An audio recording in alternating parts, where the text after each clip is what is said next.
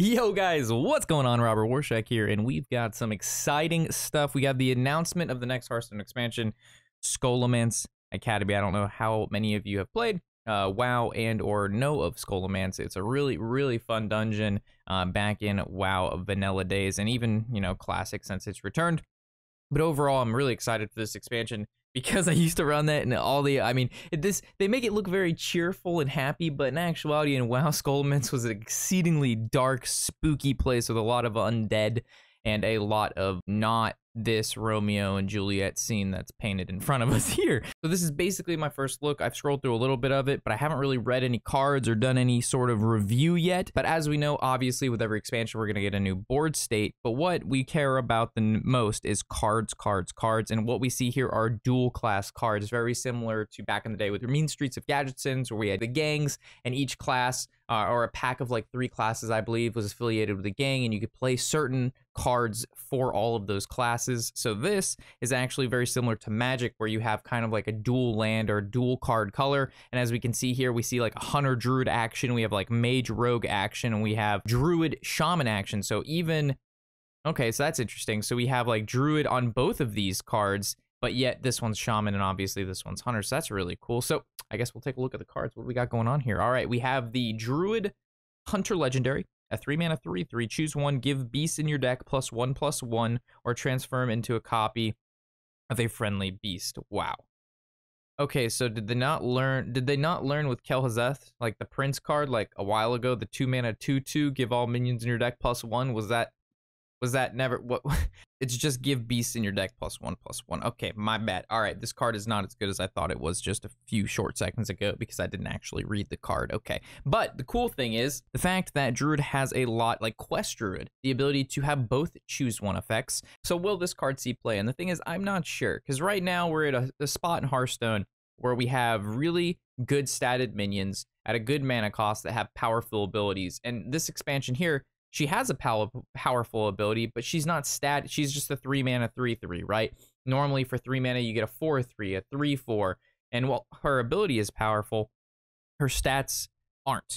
So will she compare to what we've got going on in the meta? Not sure, but a really cool card, and I will definitely try her out. We have the Wand Thief, Rogue and Mage, obviously 2 classes that heavily rely on very powerful spells. The 1-mana 1/2. So again, them reducing those stats back. I think we're going to see this more and more often with these cards, and maybe even the next couple expansions, is no longer 1-mana 1/3s. You know what I'm saying? Like, if they have a powerful ability, their stats will reflect that, and I like that because it lowers the power level of the game, meaning that like turns that occur are less swingy. You have like, you know, a powerful turn, but it's not a blowout turn. So combo discover a mage spell. Okay, so it has the rogue combo mechanic in a discover a mage spell package. So really good card, right? Like, this is like a rogue's best friend. I mean, it's even a mage's best friend. It's everybody's best friend. Maybe not so much in mage, because mage can just run mage spells, and mages don't really have like 0-mana stuff, but mages do have a lot of 1-mana stuff that they can do to combo. But I feel like this is a much better rogue card than it is a mage card. So this will probably just be a staple in rogue decks. Great, now rogues get Frost Nova, rogues get Blizzard, rogues get Yogg-Box. Rogues get Yogg-Box, boys. All right, okay, dude. Lightning Bloom, 0 mana. All right, I guess they continue to ignore the whole 0 mana thing is, you know, maybe not the best thing in the world. Lightning Bloom. Gain 2 mana crystals this turn only. Overload 2. So it's old Innervate with an overload attached to it. Tony, what do you think about that? Tony says it's pretty good. I think it's pretty good too, because 0 mana gain 2 mana crystals is, what was that, Tony? Pretty good. Pretty good. Pretty damn good. So all right, so scrolling through here, we have the 10 class combination, 10 combinations, you say. We have Druid Hunter, Demon Hunter. Oh my God, the Hunters are teaming up, boys. Demon Hunter Warlock, Warlock Priest, Priest Paladin, Paladin Warrior, Warrior Rogue, Rogue Mage, Mage Shaman, Shaman Druid. Moving down, we have new keyword, Spellburst. Introduces a new keyword, a one-time only effect that when you cast a spell with a Spellburst minion or weapon, okay, in play. Casting the spell will activate its Spellburst effect. Spellburst minions add a new way to combo play and spell blast your way to legends. So let's take a look at some of these. We have the 4-mana 2/5 Spellburst, deal 2 damage to all other minions. Spellburst obviously will only occur once, so when you play it, the next spell that you cast, which I don't think it needs to be that turn, doesn't say anything about turn up here, just says when you cast a spell, the one-time only effect. So it can occur at any time, meaning that there's things that we can do now that, you know, we can hold back on this spell burst and use it at a later date, but still get the minion out. So that's actually, I think, going to be really cool. Again, I'm not sure if it's, I'm assuming it doesn't have to be in the same turn. It doesn't say anything about the same turn, just says next spell you cast. So if I'm wrong, don't yell at me. But if that's the case, it's just what the next spell that you cast. I think this is like a really cool ability. Like this adds like a whole new dynamic to the game because, for example, I'm looking at this guy right here, and it says Spellburst gain Divine Shield, but he already has Divine Shield, so you're able to like play this guy, he can attack, and then you play a spell, he gets another Divine Shield, and he's good to go. So, I like this. This is cool. This is cool.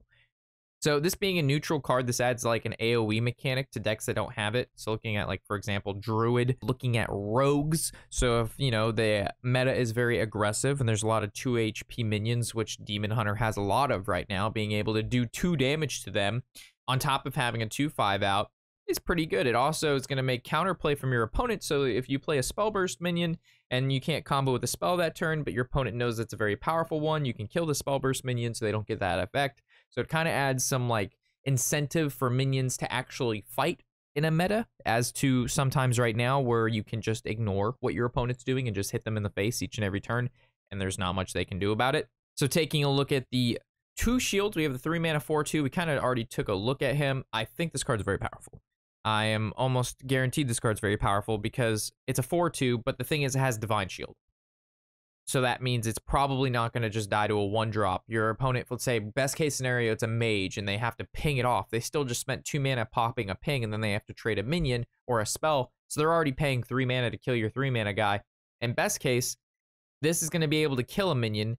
Playing a spell in Paladin really isn't that hard because Paladin, I feel like they have a lot of decently cheap spells, right? Worst case, you could play Secrets or like Desperate Measures if that becomes a thing. If this card is a very cheap spell to activate with the spell burst, and you get another spell back to your hand because it has twin spells. So twin spells with spell bursts, I feel like, will be a very powerful combination.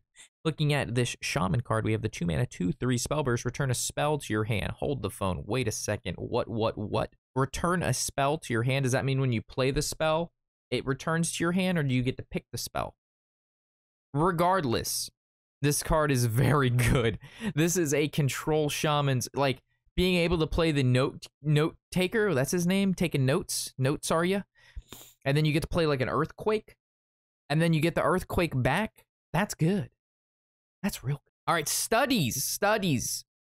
Going back to, so we're going to the Scholomance Academy. We gotta go to studies. All right, studies are new spells that allow you to discover a card immediately and also reduce the mana cost of the next card you play of that type. At the Scholomance Academy, which hopefully we will all be attending, dedicated studies are rewarded with power. So we have nature studies. The first study that we have, the Druid study, and it's a 1-mana discover a spell. Your next one costs 1 less.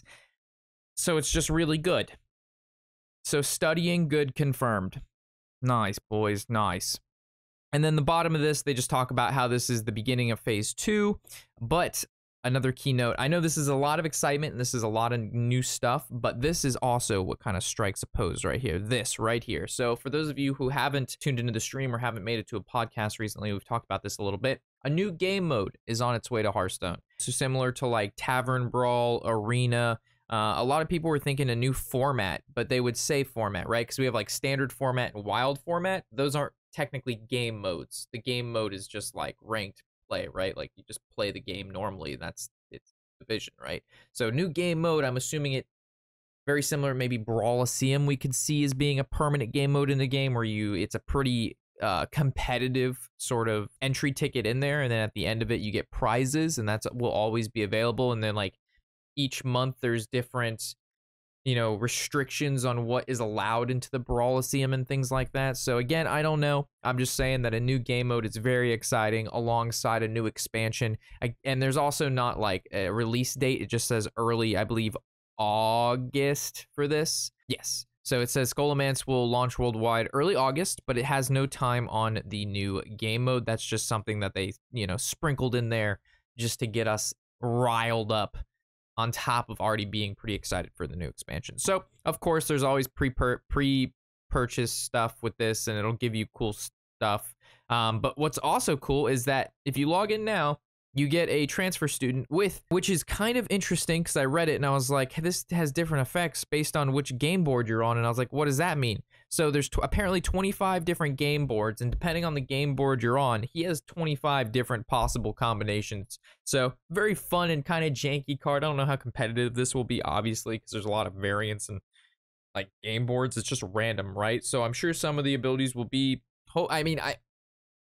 what I think is going to happen, I haven't logged in yet, but like hopefully one of these abilities isn't substantially more powerful than the others, because you could just high roll with transfer students. Like, I got the next Ramus board and now he's like a 2-mana 8/8. So hopefully they're like all fun, but they're not as like stupid powerful. You know what I mean? So that's really cool. And if you log on, you get the guy for free. So that's very nice of Hearthstone. Normally they actually give away a legendary. They've kind of cheaped out on us. They gave us an epic. And normally the legendary that they give us is actually quite good, and it can be played in few meme decks, looking at like Sun Fury and things of that nature. But hopefully Transfer Student's a fun card. He seems like he'd be a fun card. And again, if you just log in, you get him for free. So with that, we've got a lot of exciting stuff here. Super stoked to be, doing these card reviews and hopefully play the expansion in early August like they mentioned. So with that, what are you guys excited for? This is a lot of stuff. Let me know what you think. I like knowing what you think. I do. All right. See you guys in the next videos, of course. I'm Robert Warshak, and happy whatever the hell day it is.